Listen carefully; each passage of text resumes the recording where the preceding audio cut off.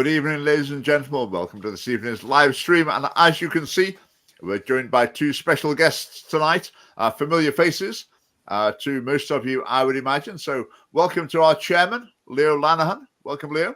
Good evening, everyone. Hi there. And welcome to Philip Tanzer, our man in Durness. Right. Good evening. Phil, welcome back. Welcome nice back. to see everybody. Yeah.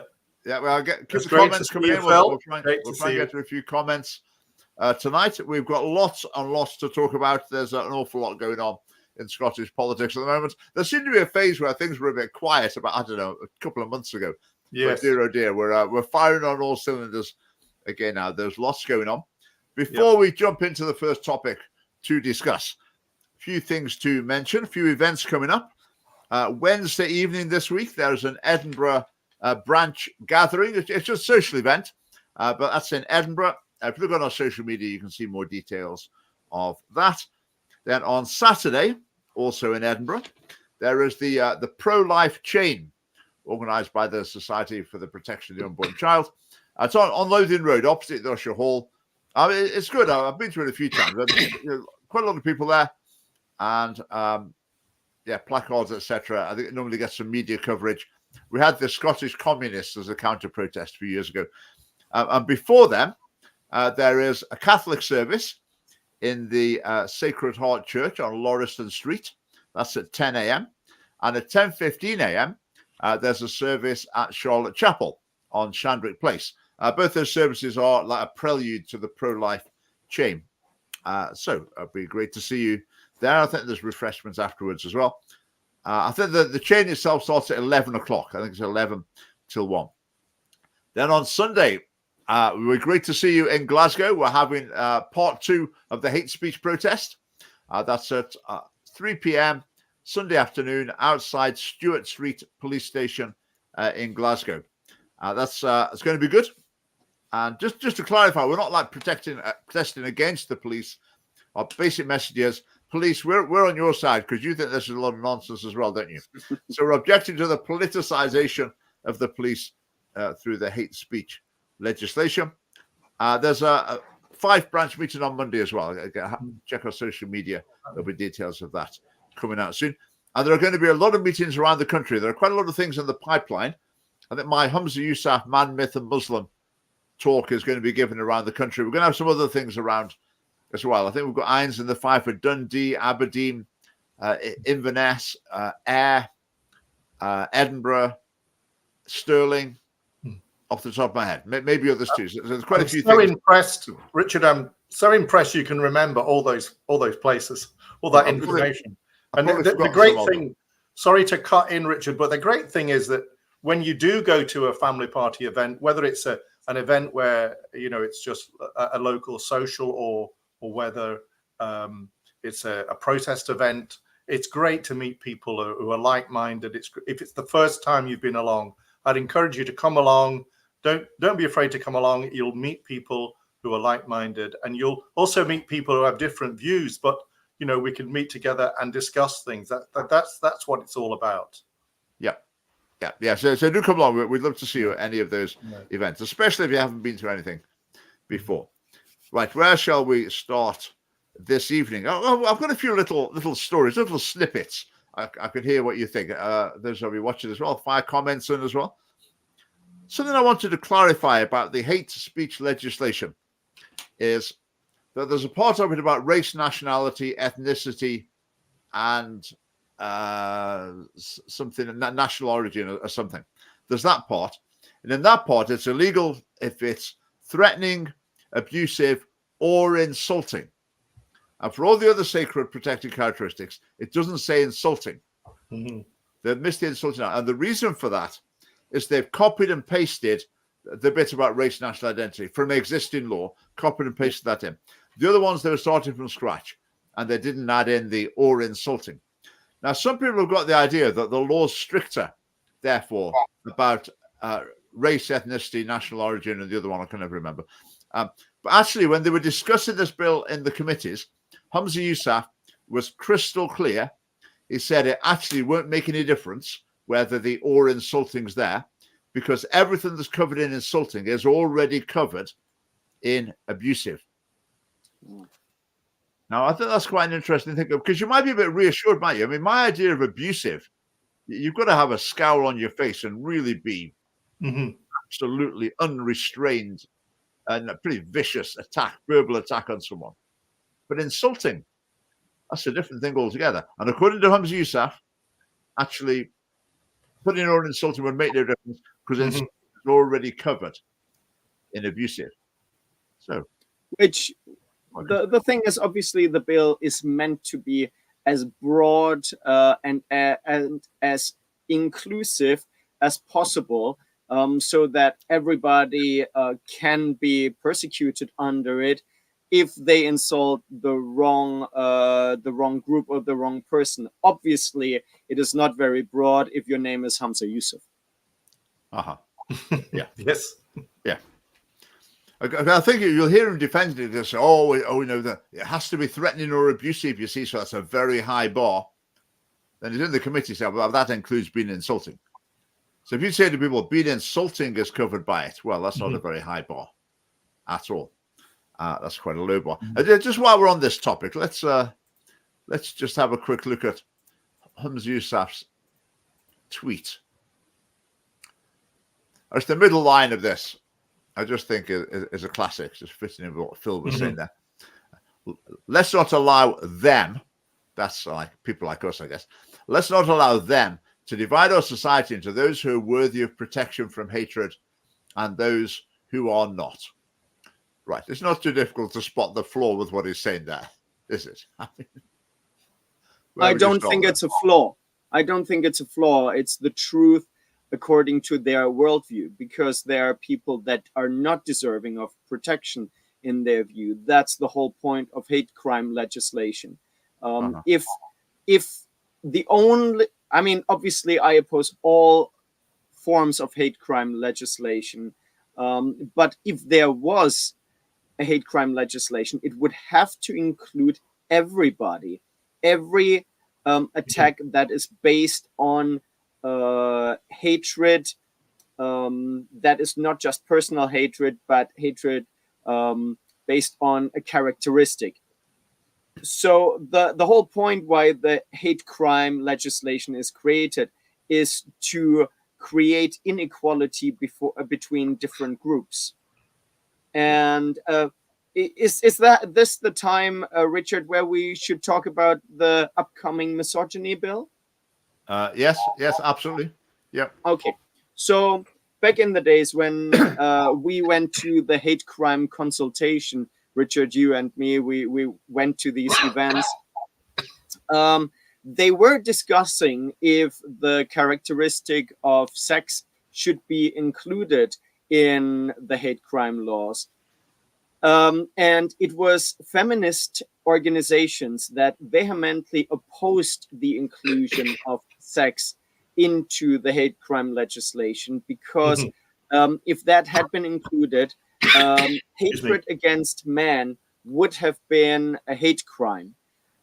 And they were very explicit that because of this reason, feminists did not want sex to be included. Instead, they wanted a standalone misogyny law, which is coming now. And back then, many people said, well,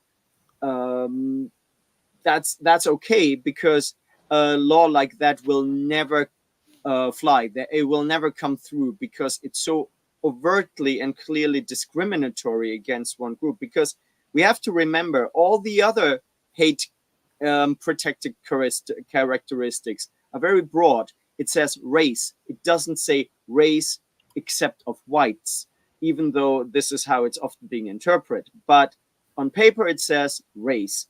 It says age. It doesn't say age except of middle-aged people. So it's a broad thing. With a misogyny bill, it would be intentionally exclusionary. And would only protect one side of the spectrum. And that would be very different from the current hate crime legislation.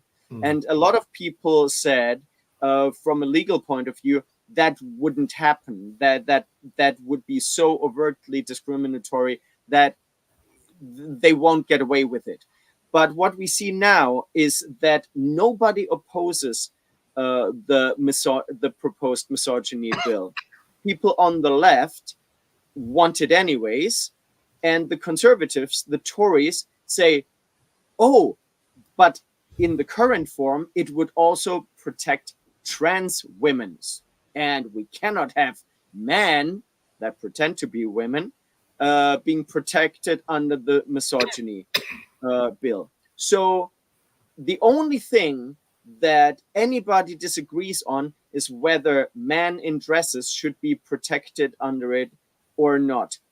Obviously, this bill will go through. I also have to say, in regards to the Tories saying, how can men in dresses, how can trans women also be protected under the misogyny bill? With all the other characteristics, it doesn't matter if you're being insulted. It doesn't matter if the insult actually applies to you or if it's wrongly perceived. So if somebody insults you for being gay, it doesn't matter if you're actually gay or not. The insult itself is the hate crime. So in that regard, it would be consistent with the current hate crime legislation if a man who is perceived as a woman and is insulted for being a woman is protected as well. So actually, that would be more consistent with the current law. Sorry, that was a very long monologue. I'll let you guys speak now. That's very, yeah. I think the remarkable thing about this is the fact that there is no opposition to the principle of it in the Scottish Parliament. I think the Conservatives think, well, do the Conservatives, in their heart of hearts, do they look at this and think, this is not right, but let's keep our head down because, well, we don't want to have to fight this battle. Let's forget about it. Or can they genuinely not see it? I don't know. They, I think they are, and this is almost genius from, let's say, the enemy, that instead of opposing the hate crime legislation full stop, or opposing sex-based hate crime legislation, they get lost in small, silly details about men being protected as well. So we've been duped.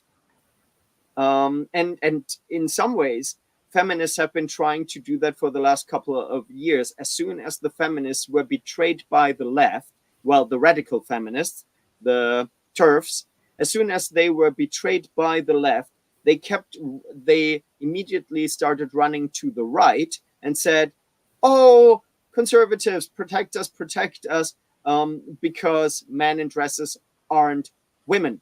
And the conservatives do agree with that, and simply based on that, they stood with the feminists who are radically against anything conservative. I mean, it was the feminists, the TERFs, that are against marriage. They are pro-abortion. They are pro the destruction of all gender norms. The whole thing with the gender ideology is based on feminism. Yeah, and now the conservatives associate themselves with it. I mean, I've heard some of the ones in the parliament, some of the MSPs who are against the feminists against the trans stuff. They'll say things like, I've been oppressed all my life because I'm a woman. I'm not having some man saying he's a woman because he hasn't been oppressed all his life. So how can he be a real woman if he hasn't had a lifetime of oppression? So this. I'm very offended by this. He can't possibly be a real woman unless he's been oppressed for 50 years. I mean, that's from a totally different planet from us. But so I think a lot of people have had the idea, these J.K. Rowling sort of on our side. Maybe, not at all. No. Shockingly enough, even the churches, even the evangelical churches, including the Scottish Free Church, support the misogyny bill, which I find absolutely shocking. Potentially, obviously every good Christian cares about the welfare of women and should care about the welfare of men as well. So I can only think that this is misguided compassion, as we see sometimes from churches. But the thing is, they should know that the fact that in evangelical churches women are discriminated against because they can't hold the position of a minister or a church elder, to feminists that is a hate crime.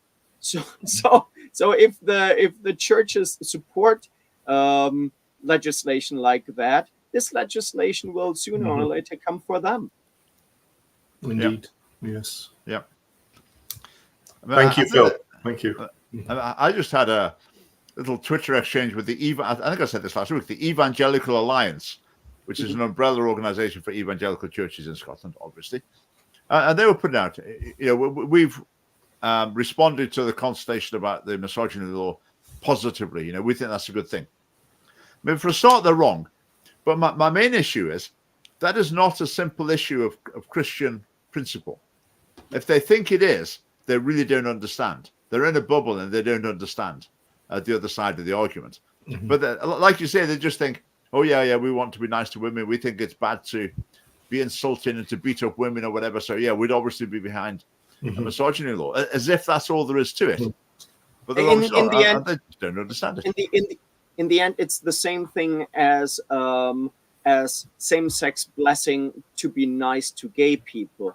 I mean, Christians obviously should be compassionate to absolutely everybody, but that doesn't mean that you bow down to worldly views and worldly concepts and adjust your preachings just to be nice. Nice. The truth is not always nice. Here's an interesting one. See what you think of this one. The UK Parliament, they're in the process, I don't follow it very closely, but in the process of passing a law to protect shop workers from violence. Because obviously, the National Union of Shop Workers, whatever, has said, this is how many people have been attacked in shops. And the government thought, right, okay, we need to get them on side, so let's introduce a new law to make it illegal to attack shop workers, as if it wasn't already. But I think it's like making laws that are totally pointless, but they're just trying to win over a group of people. I think it's the same with misogyny. It's trying to win over feminists and more broadly women who might not, be aware of the wider considerations. Yeah, but it's just like using the law as a campaigning tool. Yes, it is. It's the same with the quote unquote conversion therapy ban. All harmful versions of quote unquote conversion therapy are already illegal. There's no point to it. Yeah, you responded something about that the other day on Twitter when you were there. Was that was that something from a Catholic spokesman saying? I think from a Catholic point of view, I'm a Catholic, and it's most of the mainstream parties. I don't think Catholics can vote for them in good conscience. But the wider that on all. Can we make that on all? Can we make that in all of the mainstream parties? I think so. I think Catholics can vote for the Scottish Family Party, but I think the outcome of all this type of legislation, all this activity in the Parliament, is division in Scottish society. Now, I don't know if that's what party managers intend and the legislators are intending, but maybe what they're intending to do is like you were saying, Richard, to garner votes to identify themselves with a particular part of the community, hoping that will then lead to electoral success. But it doesn't bring unity. It brings division, and it stops people talking to each other, expressing their views, learning from each other. It's very sad, and hopefully people will not be made to fear, speaking up and fear, getting involved with opposition to this type of legislation. Yeah, I reckon probably most MSPs, when they see, let's have a misogyny law, let's have a hate crime law, etc., they see it in the light of, this is going to play well with a lot of people. This is probably going to get us rich. They may be not so aware of the political philosophy behind it, which is, society's divided into oppressors and oppressed people. Yes. And so what we've got to do is work out who's the oppressed and who's the oppressed people. And we've got to be on the side of the oppressed people. And the oppressors are the baddies. So we really need to give them a good kick in and show them who's boss. That's what's driving it. But the thing is, for a very long time, politics has been dominated by activists. And there are very elaborate structures in place where these activist organizations get funding from the government. That money is invested into bogus research and campaigning. So it's like Ouroboros. I don't know if you guys know what that is. It's a dragon that bites its own tail. It's a cycle. So the government funds activists that then campaign for the government to do what they want. Look at a lot of the recent legislation. It's all activist driven and doesn't really help the population as a whole. That brings us neatly on to another issue. Yes, that I got very much. Let's just answer this question. Is Philip no longer an office bearer? Philip, you've never been an office bearer, have you? You never had a title in the Scottish Family Party. But he's a valued supporter who's done all sorts of things to help us. But I can identify as something. I can identify as an office bearer. Yeah. Right now, let me find the slides I'm looking at. So we're talking about government-funded campaigning groups. Now, this is a classic example here.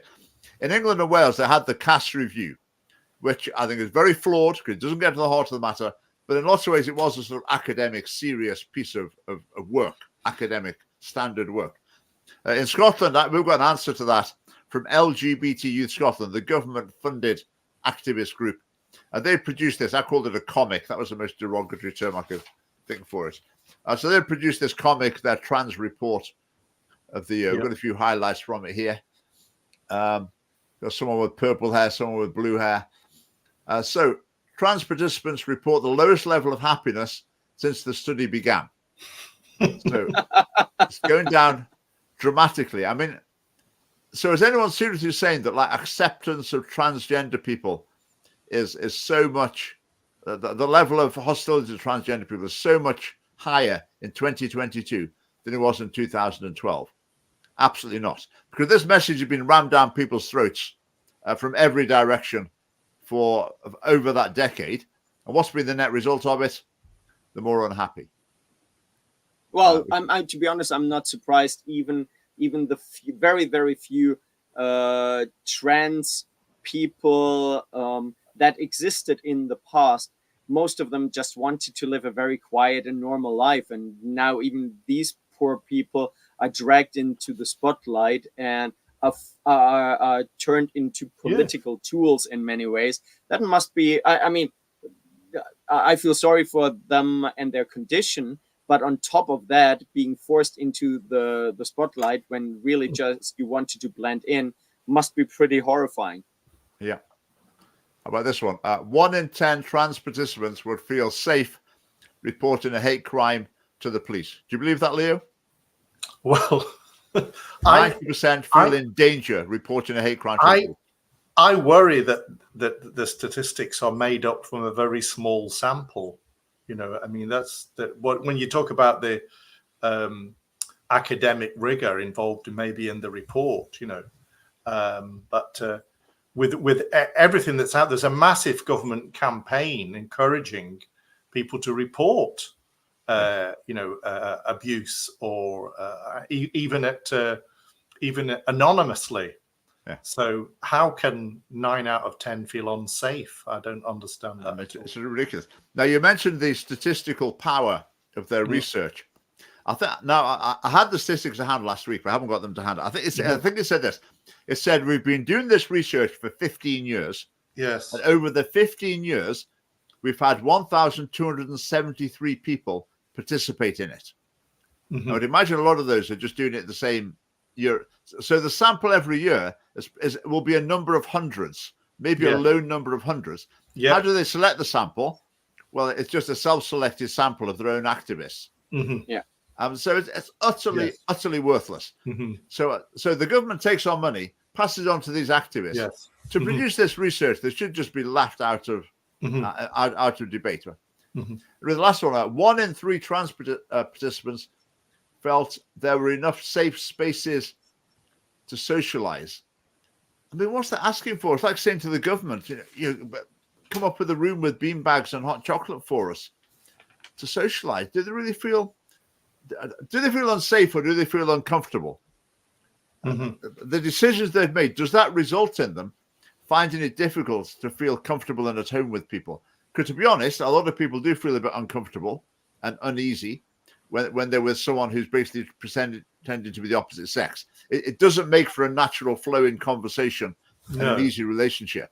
I think it makes people a bit on edge and a bit wary, and that they might, even if they're trying their very best not to show that.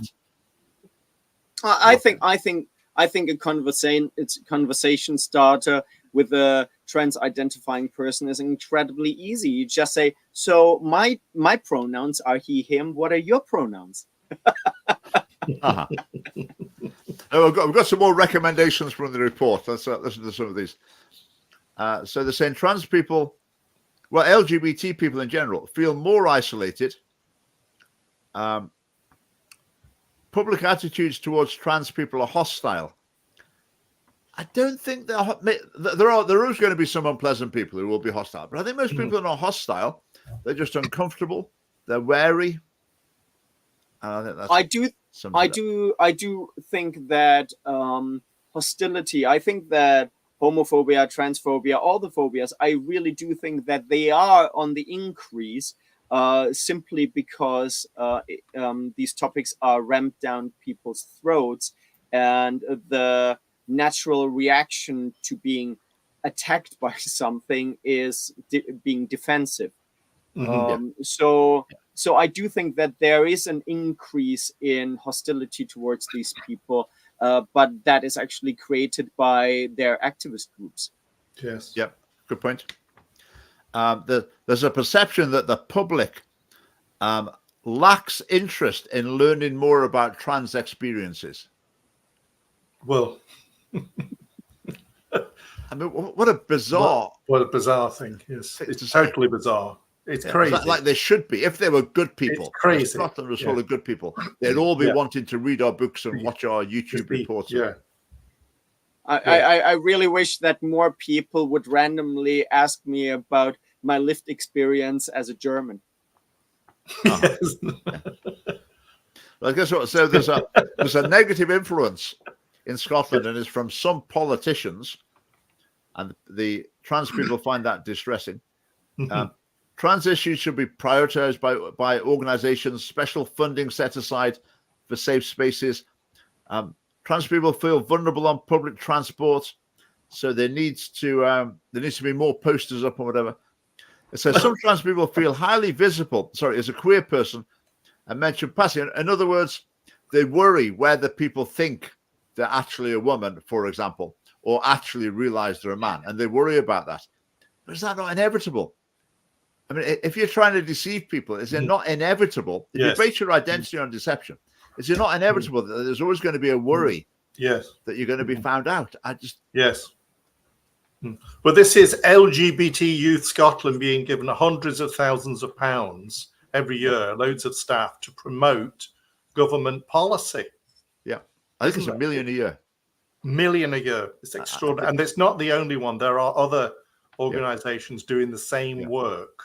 Okay, there's one thing where I would agree with them. So I can absolutely understand that somebody who is unusual feels unsafe in public transport in Scotland. But that is not just an issue for LGBT people. That is an issue for everybody, because Scotland is incredibly unsafe. And not just the youth, but all age groups in Scotland are out of control, especially on the weekends. So I think there need to be social changes towards better behavior towards everybody. That is not just the experience of LGBT people. So that's what they were saying. that lacks a control group. Like what fraction of everyone else feels unsafe on public transport or whatever? That's what's missing. Right, this is talking about sort of NHS, public services. They feel that the staff, some staff do their best to try to meet their needs with the knowledge they have. In other words, like the general public, people in the NHS, people, various public services, people they come across, they sort of do their best, but they obviously don't know enough about it. They really need to study transgender issues more, LGBT issues more. And if they just learn more about them, that would help. Again, this same idea that that's like the trouble with you lot is you're not spending enough time understanding my story and listening to my story and that. Gosh. Okay, quite the complaints about gender identity service, the waiting lists are too long. You don't feel safe reporting hate crime to the police. Police Scotland should issue an apology for historic homophobia. So will that happen, do you think? I hope so. Yeah, possibly. Well, they've said they're racist, haven't they? Yes. Scotland, that the chief commissioner who just before he resigned, he said that the Police Scotland's racist. He said none of the people in it are racist, but Police Scotland is racist. Must like be in the woodwork or in the built into the cars or something, but it's not the people. And it talks about the use of the transphobia, anxiety and stress, lack of self-confidence.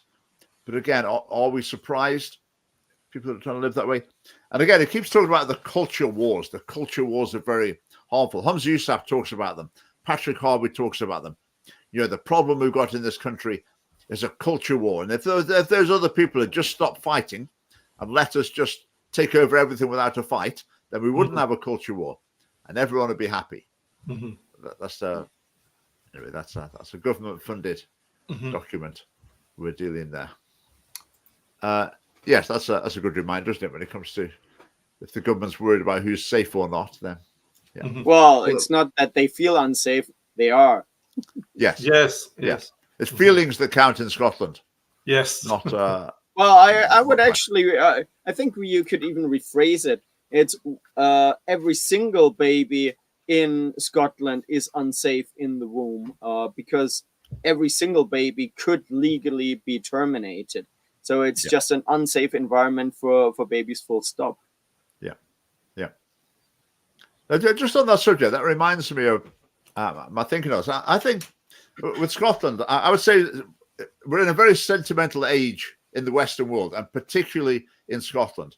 So people's emotions are really a huge focus, whereas objective right and wrong, not so bothered about. When it comes to abortion, generally, there are not tears, there are not screams. So there's not the empathy side, but you can empathize with the woman who wants to have an abortion. So therefore, if you're in the mindset that you try and sympathize with people and do what people want and help them with their worries and or whatever, then if you're used to that being your priority, that being your approach to every single issue, then it comes to abortion and you just take the same approach. This is, this woman's distressed, this is what she wants. So the idea that they're going to become like an objective wrong, human life matters. You can't just destroy human life. That's just really alien to their thinking, because it's always just who's upset, who can we help, who can we empathize with and try to to help them to feel a bit better about it. So that's anyway. That's my take on that. Interesting. Now I've got a little recording to play. Now, I'll explain about this before I play it. I was listening to Times Radio yesterday. I listened to Times Radio sometime. It's quite interesting, actually, the morning politics show. I listened to it in my coffee break. It is really extreme, hardline, centrist propaganda. And it's not particularly biased one way or another. But I would say it is centrist. People going off towards the left or a bit further left to the right. They're not too positive about either of them. They like to stay in the middle. Anyway, so they were, the chap was interviewing a Conservative MP who's standing down at the next election. And he asked him about his experiences with Boris Johnson. And this Conservative MP who's gay, he said basically, when I was working with Boris Johnson, I used to have to like, do his tie up and straighten his hair up, tuck his shirt or whatever. And then he makes a joke, and he says, and I realized that what I was doing, I was touching up the Prime Minister. Right, now, just before we listen to the clip, I just had a quick look at some dictionary definitions here. Let me find it. And the host had a laugh at it. You know, this was a joke. You know, he touched up the Prime Minister. So touch up, what does it mean? Put extra or finishing touches to. That would be the straightforward interpretation of helping someone to sort their clothes out. But I think actually it was the bottom one that made it into a joke.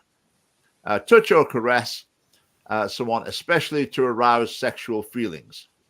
Now, when I heard it, I thought that's the joke he's trying to make, isn't he? He's trying to say, oh, I was touching up the Prime Minister. Now, just have a listen to it. Have a listen to this and see what you think. When I was a Foreign Office whip, he was saying he was going off to have lunch with some visiting world leader. And I said, well, for heaven's sake, put your tie up, tuck your shirt in. So I had to kind of smarten him up a bit. And then I remember when he was Prime Minister, and this is when I was controller, I was like lurking behind the Speaker's chair because the job was to get the Prime Minister in good time for PMQs. And of course, he comes racing down the corridor as always Boris can. Again, hair all over the place, tie over here, collar up. So next minute, I'm kind of doing his tie up and putting his collar down. And then off he goes into the front bench. Then realised, oh, I've just touched up the PM. So it was kind of, Yep. Now, how would that have gone down if that was a man talking about a woman?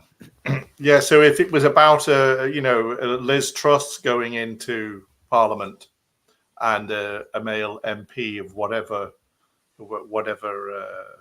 orientation was to say that, it would potentially be the howls of calls for resignation or so on. And I think it could. That could finish someone off. If a man said that of a woman, I think that could finish him off. Yeah. Yeah. Well, the only, if a man would say that about a woman, that might be the end of his career. Obviously, if a woman would say that about a man, that would be absolutely fine. And in case, I think if, for example, this gay guy would have said the same about a female prime minister, I think it would also have been okay, because people would have said, well, he's gay, so it wasn't sexual, or it was okay as a joke. Mm-hmm. The only people that can't get away with that are straight men, as always. Mm-hmm. Yeah. I mean, when I heard it, the moment I heard that, I thought, whoa, but the interviewer, quite happy to laugh along with it, gets the joke, has a laugh about it, and on they go. So I thought, interesting. Pretty comments. What's anyone think about that? So I'll put that on Twitter tomorrow. I'll put the little clip. Let's see what happens. It reminds me of the case of Lawrence Fox when he was fired from GB News, because the thing is, women said worst thing about him publicly before and after the incident, when he said that he wouldn't have sex with this woman, and in case of the women saying that about him, it was people were just laughing, or they were applauding, and there were absolutely no repercussions. And I mean, yes, you could obviously argue that what Lawrence Fox said was tasteless. I would agree with that, but it was, in my opinion, definitely not a fireable offense. Especially because he literally just called her ugly, and I think people like women call men ugly, unattractive on a daily basis.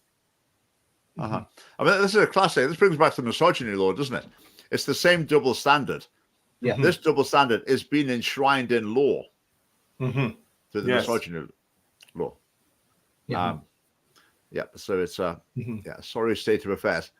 Yeah, but that recording, I mean, the fellow's retiring in any case, well, standing down as an MP, but I thought that was should be seen as a pretty serious misdemeanor. But we'll see. I'll circulate it tomorrow, see if anyone picks up on it. Right, let's see what else I've got on my list of slides here. Right, this has been sitting on my slideshow for the live stream for a few weeks. I haven't got around to talking about it. This headline came up. Rishi Sunak's decided to axe the conversion therapy ban. I'm not sure if that's actually true, but I think what's actually happening is the Conservatives run out of time for it. Yeah, they don't think they've got time to actually get going with it, and maybe they don't want the controversy. Because the Conservatives, they put it in the manifesto. The Scottish Conservatives put it in the manifesto at the last election. The UK elections, they put it in the manifesto. Theresa May was all for doing it. Boris Johnson said he would do it. Then he said he'd do it without the trans bit. Then he put the trans bit in, and then he was just all over the place with it. Rishi Sunak seemed to be saying he was doing it. So basically, I think it's just timed out. They haven't really got round to it. But in Scotland, the thing that I need to keep saying again and again and again is the conversion therapy ban was in the manifesto of the Scottish Conservative Party when they got their MSPs elected in 2021. And when I would think that at this point, the Tories know that they're going to be wiped out in the next election. And I think they're already thinking about being in the opposition and how they can attack and discredit Labour. So I think they try to leave all the controversial legislation that Labour will have to pass because the activists are not sleeping. Labour will have to pass the conversion therapy ban, and it will be tricky to word it in the right way to include trans people but not take away the rights of parents and so on. It's a minefield, and the Conservatives it will give the Conservatives easy ammunition to attack Labour, even though the Tories would have passed it as well. Same in Scotland.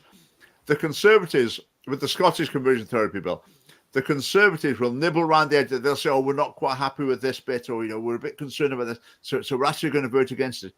But if you watch them talking about it in the committee, they'll be totally on board for the basic principle of it. But that's the way they always operate. They manage to present themselves as the ones opposing it, but actually they're not opposing the principle. If the bill goes to 10, they're saying it should only have gone to 8.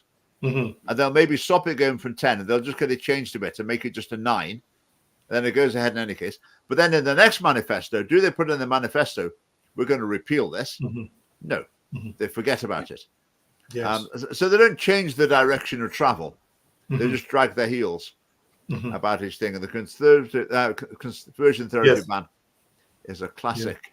The Conservatives they're not there to support in any way family autonomy or the privacy of the family. They're not offering that anymore. They might make noise about it occasionally, but they're not doing that. That's what people need. In conversion therapy, but that is a real attack on just private conversations in a family setting. And so that's what's so appalling about it. Well, it goes even a step further, because obviously the conversion therapy ban includes people that ask for help, adults that want support are not allowed to get the support they need. And I think the most obvious and extreme example is, let's say there is a straight married man with a couple of kids, and due to porn or whatever, he develops an interest in the same sex, and he needs to talk to somebody about it and says, "Look, I didn't have that. It's coming up, and it makes me very uncomfortable because I want to be faithful to my wife." This man will not be allowed to ask for help and receive it. No. Absolutely. Yes. The classic case for that is our friend Derek Mackay, the finance minister, until he resigned, having sent messages of a salacious nature to a schoolboy. His story was he was so inspired by the same-sex marriage debate in Parliament. It was so inspired that he left his wife and kids and went to a gay relationship. instead. No, really? Yeah, that's his story. And so if he'd have decided on the other route, if he decided, no, I don't want to do that, I am committed to my wife and my family, then if he'd have sought help for that, then he would be a criminal, according to the SLP. And let's just get this straight again. And according to Kate Forbes, the Kate Forbes, the Christian organizations keep inviting to their events, keep putting on platforms, keep giving big rounds of applause for Kate Forbes. Okay, so Christian leaders, when you've got Kate Forbes there saying, isn't it wonderful we've got Kate Forbes? Kate Forbes wants you in prison for doing your job. I mean, how bizarre. How can it be the case that someone says, I want you sent into prison for practicing what you believe and trying to help people on the basis of what you believe. I want you to send into prison. And then these very same people say, Kate, we think you're wonderful. It's such a blessing that you're in. I just... It's bizarre. It's bizarre. I cannot comprehend it. Just before we leave the conversion therapy thing, someone made a very good point. It was Bruce Scott, a great Family Party supporter. Yeah. Because one of the lines with the conversion therapy people is they say, you can't consent to torture, which is obviously idiotic because the idea of the conversion, so-called conversion therapy, in other words, talking to someone, telling them it's torture. Totally idiotic. And may I say, sorry, may I interrupt? I think the S&M folks would absolutely disagree with that. Yeah, that was Bruce's point. Bruce said there's lots of people who consent to torture. Well, it's true, isn't it? It's absolutely true. So, yeah, that was quite a good one. So, that is actually. I wonder if that is. I wonder if that comment is actually a hate crime. You can't consent to torture. If that is a hate crime against the sadomasochistic community. Yes. I'm not sure that's a sacred protected characteristic. Yes. Yet. Because it should be. They should it's a have sexual their own identity. They have a flag. It's an identity. If you've got a flag, you're on the list. Right. Moving on. I've watched a few snippets from debates in the Parliament. Sometimes when I'm having my lunch, I sit with my phone and I go to, and instead of watching something really entertaining, I discipline myself to watch some debates from the Scottish Parliament. And I watched one about the culture policy. The Scottish government's come out with a new culture policy. I made a video about one they came out with a few years ago. But one of the things it said in it, inevitably, it was saying, we want to give lots of money to artists so that they can help draw attention to climate change and help us in our project of decolonization. I mean, classic stuff. I mean, total politicization. If you want to get a grant as an artist in Scotland, say the right things and you're well on your way. But then Jackson Carlaw, the Conservative MSP, he stood up and said, this is Stalinist. The government telling artists what to say. This is totally wrong. What's going on here? The artists should be speaking to culture and to the government, not the government telling artists what to do. This is really appalling. And it was one of those little moments when actually a conservative actually tells it straight and gets it. But the thing is, he wasn't their representative on that topic. Their actual shadow culture person. I mean, they did the main speaking, the opening and the closing, and they were hopeless. They just went along with it. Oh yeah, we think they need even more money. There's some poets in Inverness who wanted. They were terrible, but he came through a little ray of light with it. But then Jackson Carlaw, of course, when you come to other issues, he's pretty liberal. It would certainly not be considering jumping ship to the Scottish Family Party by a long, long, long way. But I guess that's the Conservatives. But you occasionally get a glimmer of something, some understanding from one direction or another. But it's not reflecting the core of the beast. Can I ask, at what point could the Conservatives be sued for false advertisement? Because I thought about that. Their name is obviously completely misleading. So at one point, what one could ask, is that actually false advertisement? Yeah, I've thought about that several times. Trading standards or advertising. So something that could be, I would find it quite amusing to actually do it and get the response. But on the other hand, I'm reluctant to waste the time of these organizations. But Yes, it's a very good point. Now, Jackson Carlo, to illustrate that actually he's not remotely conservative on a lot of issues, I'm now going to go on to another topic. Now, this is a topic where I'm going to speak in code for a little while. I'll explain to you why. There's a bill in the Scottish Parliament at the moment. It's called the Assisted Dying Bill, but it's not really about assisted dying. It's about giving people pills so that they can not be alive anymore. Now, if I use the word that you actually is the obvious word to use that for when someone decides to end their own life, if I use the word, then YouTube's artificial stupidity picks up on it, and it makes sure virtually no one sees the video.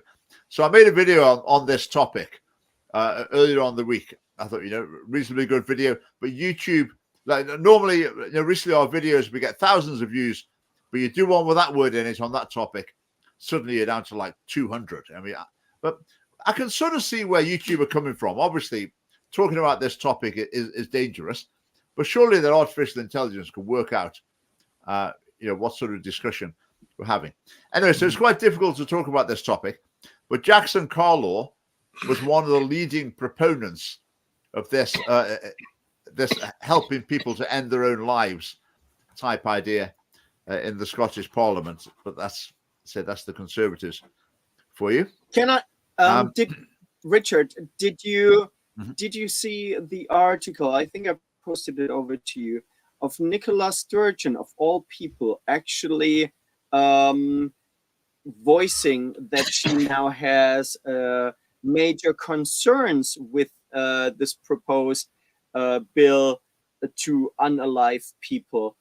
She said that, I think she wrote something along the lines, she cannot see any version of this bill that would not that could not be misused or pressure people into ending their own lives. So I was very surprised that even she would come out against it. Yeah, I've got a theory that I've maybe said this before. This might be too cynical, but I've wondered whether the party leaders have thought, if I'm for it, then people will associate my party with being for it, and that might be a bad move, because a lot of people feel very, very, very strongly about this. So as a party leader, it's maybe not a good idea for me. I don't really care if it passes or not. It's probably not best for me to be associated with it. So I wondered if there was a little bit of that. Which way will the vote go? That article was brand new. That article was brand new. So I think she released that not too long ago. I mean, I deeply dislike this woman, but I do think that it's quite possible that people can see the light. Yes. Yeah. I think before Phillips invented new language there. That unalive is a new it's a new word. I think that needs to feature. Deliberately unaliving yourself. Unalive legislation. Yeah. But Nicola Sturgeon's line previously had been, "I'm not convinced yet," which always made me think that's what you say if you're keeping your options open. And then the SNP's manifesto at the last election, it said basically, we will make time, we will open up the discussion on this issue. So they were sort of going halfway. They were saying, we're going to get the wheels turning on this. It wasn't their policy. It's the policy of the Greens and the Lib Dems. It wasn't the SNP's policy, but they were indicating that they were happy for things to move in that direction. So let's see. Let's see what happens there. Now, there's another thing on that topic in my slides here. Let me just find it. It's a tweet from the Lib Dems. Here we go. So the Lib Dems, their official party policy is that they approve of people deliberately unaliving themselves and doctors giving people pills so they can unalive themselves. And then the Scottish Lib Dems put out a tweet complaining that the government's not investing enough in preventing people unaliving themselves deliberately. I mean, have they got no awareness? Is there no one in their social media team who just think, oh, hang on a minute, does this tally up? It was like Humza Yousaf's tweet. Total lack of awareness that he was just flatly contradicting himself. The same here. They don't get it. So they just don't connect the issues at all. And the clear evidence is, I know that the Scottish Council for Human Bioethics held an event at the Parliament, and at the moment I can't remember the name of the speaker there, but it was a Scottish Council for Human Bioethics sponsored event. They invited loads and loads of MSPs, and very few attended. But there was a clear evidence from the sort of meta study of unaliving research, or that the amount of that deaths go up when there's legislation that permits people to be deliberately killed by medical science. So yeah. Well, of course. Right. Let's see what else we've got here. Just another reminder: hate speech law protest Sunday afternoon, 3:00, Stewart Street Police Station in Glasgow. See you there. That would be great. I'll also remind you, Saturday morning, 11 till 1, there's a pro-life chain in Edinburgh on Lothian Road. That's 11 till 1. You just come along and join that. There's church services before it, 10 o'clock at the Sacred Heart Catholic Church in Lauriston Street, and 10:15 at Charlotte Chapel on Shandwick Place. So it'd be great to see you there. There's an Edinburgh branch social tomorrow evening. See social media for details. There's a meeting in Fife on Monday evening as well. Rather something else. Right, so that's Humza Yousaf's cousin. Now I know a little bit about him because I did the research for my Humza Yousaf Man, Myth and Muslim lecture, which is going to be given in different parts of the country before too long. People have accused him of having Islamist beliefs, pretty hardline Islamist beliefs, and it seems he's now a charity trustee at the Al Mahdi Center. I think it's been reported in the Times newspaper that it suggested that this is connected with the Iranian regime, which is bad enough. But it received £372,000 from the Scottish government. And let's just build up the picture here. So Humza Yousaf's cousin's Islamic organization got £372,000. Humza Yousaf's mum's, the Muslim organization that she was a director of, got £300,000. It's great work if you can get it. It seems. It's extraordinary. I mean, a member of Humza Yousaf's family involved in a Muslim charity, and well, the money seems to flow freely. And how this is not like a major political and news story in Scotland, I don't know. I'm sure if this was a story at Westminster, it would be massive. The media would be all over it. But somehow or other in Scotland, it doesn't happen. So, well, to be honest, compared to all the other scandals, that's really not a big deal, is it? I suppose so. Everything's relative. Right, we've done that. We're finished with my slides. How long have we got? That's right, 10 o'clock. Right, I've got maybe let's pick just one or two things just to finish off. I saw something from Germany, Phil. I don't know if you've seen this, hailing from that land. Yeah, Germany's looking at introducing a law that would classify groups of up to 6 adults as a family group, effectively, within the law. So people are presenting this. This is just like an idea. It's totally replacing the idea of monogamy and saying you can have any number of people up to 6. Oh, just a random. We'll treat that like a family. Random. Well, the German government are insane leftists, but to be honest, the government is so unstable at the moment and so unpopular, just like all European governments, it seems, at the moment. I don't think that they can really focus on any more nonsense, because the people are in Germany, a big part of the population is very upset with them, and the AfD, the right-wing party, is gaining more and more momentum. So I don't know if they can afford to do more nonsense. Well, maybe this is going to be their last fling. We'll see. It's not marriage for 6 people. It's not 6 people all getting married together, but it's sort of a bit like civil partnership for 6 people. Mm-hmm. It's that sort of thinking. So it'd be interesting to see how that one develops. I mean, at the moment, someone suggests that to the SNP. In fact, I once asked Patrick Harvey. That's just this memory just come back to me now.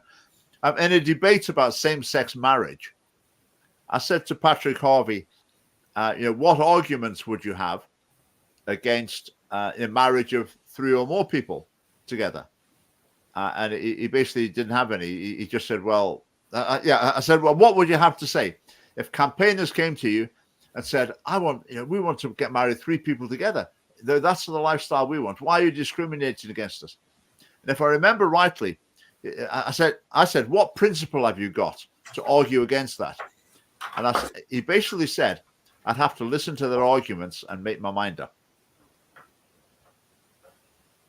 So, yeah. And obviously, that's very reassuring, really. And then you just can take that ad absurdum and can say, well, 10 people, 20 people, 40 people. Yeah, it just becomes meaningless. Yeah. Now, just to finish, one last thing on Patrick Harvey. Again, I remembered this today. I'd forgotten it. I did a different debate with Patrick Harvey years and years ago. It was I think it was organised maybe by the Scottish Humanist Society. And he just gave a bit of a joke before he started. And he said he used to work on a sex advice telephone line for young people. I don't know if he used the word young people or children, but I guess maybe let's give him the benefit of the doubt. A sex advice line for young people. And it basically, his jokey introduction was, I was glad to leave that job because I got fed up of giving young people advice about oral sex. That's what Patrick Harvey said. And so I put that on Twitter earlier on. People are picking up on it. We're quite shocked about it. I just forgotten about it. But yeah, I'm willing to stand up anywhere. If Patrick Harvey denies that, I'm going to say that. If Patrick Harvey's ready to come and debate with Richard, that would be great. Yeah, well, he won't speak to me. No. The times I did debates with him, he wouldn't lift his head up to give a greeting even at the start of the event. So that's Patrick's. No. Very hostile. Right. Very hostile. Yeah. Well, thank you very much, Leo and Philip. The hour has flown by as usual. Thanks everyone for watching. Thanks for your comments. We're back next week. Let me just tell you who's on next week. Next week we've got Brian coming back. Now, Brian is the gentleman who's been on before to debate with me. What was it he said last time? Screw the parents. That was his highlight of his comments last year. But he's coming back on next week to talk about some specific issues. And now Brian has done a bit of thinking about these things. He's not making it up as he goes along. He is, he does understand a lot of the things he's arguing for. So tune in next week for another potentially fiery debate with Brian. But in the meantime, thanks, Phil. Thanks, Leo. Thank you. Bye-bye. And, good night. Thank you and good night. Night.